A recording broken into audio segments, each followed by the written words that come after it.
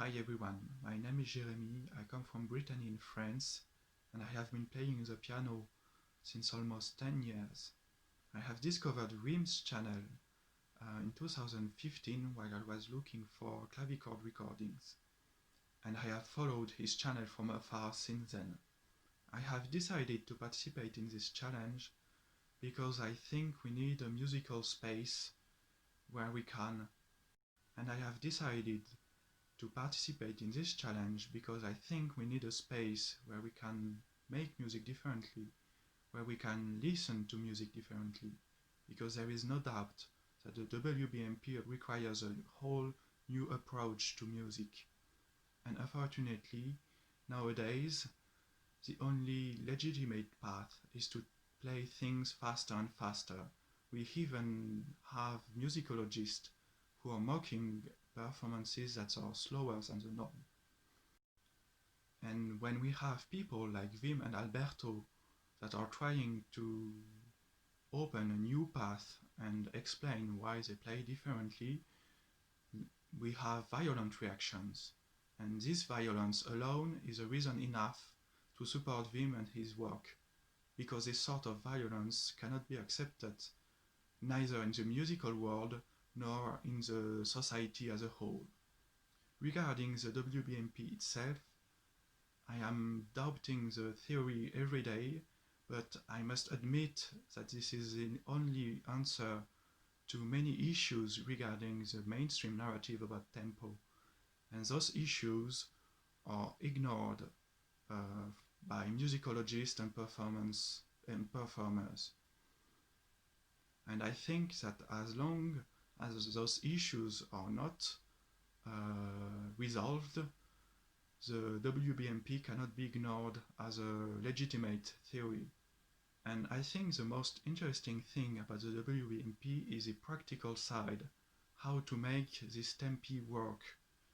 And this is pretty much like an archaeological research. We only need our score and our instrument, and we try to go back in time and reconstruct the original idea of the composer. And while experimenting, I understood why Wim was so interested in metronome markings. As he said many times, all other aspects of performance practice are related to the tempo we choose. And it changed many things for me. I think the most important thing I discovered with the WBMP was the metrical feelings that Wim talks about a lot. This sort of rhythmical accentuation that gives an anchor for the listener and the performer. It gives a musical direction to the music, and it allows it to breathe. And that's what I was missing when I listened to performances of early romantic music or classical music. And that's why I could not understand, let's say, Beethoven sonatas or Mozart sonatas taken at those speeds which do not allow the performer to give this feeling of accentuation. In a way, I have the impression that I have lost many years of my life not knowing about this simple thing that really changes the way I listen to music and the way I am performing it. I had always the feeling that I was behind the music, that I did not know what to say, what to express. But since I know about the WBMP, I think I can really express my feelings and give a sense to the music I am playing. I really don't understand why some people seem so closed to this idea. It hurts no one, and I think everyone can learn from it, and maybe it can help us to get closer to what Beethoven or Mozart wanted. Even if it is not the truth, we can always learn things about different approaches to music. So I hope this movement will grow, and that the single beaters will try to give answers to the issues caused by their own theory. Wim and Alberto are doing their jobs. They explain why they play differently. They share their knowledge and their ideas, and I don't think we can blame them for that. So, about the Traümerei itself, I was a little bit afraid to try Clara Schumann's tempo. I thought it would be too slow. But that's a surprising thing about the WBMP. Sometimes when I hear Wim or Alberto play, I think it is too slow for my taste.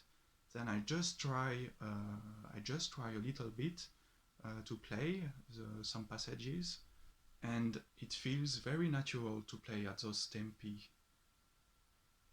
And it was the case here with the tempo from Clara Schumann.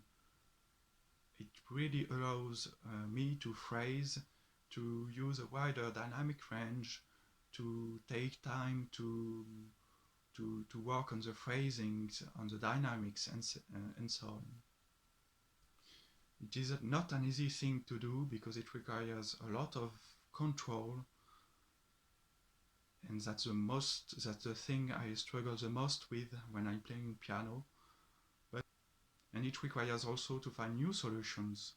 We will never be able to fully reconstruct the composer's original intention, but it leaves a room for individuality and for experimentation and new ideas.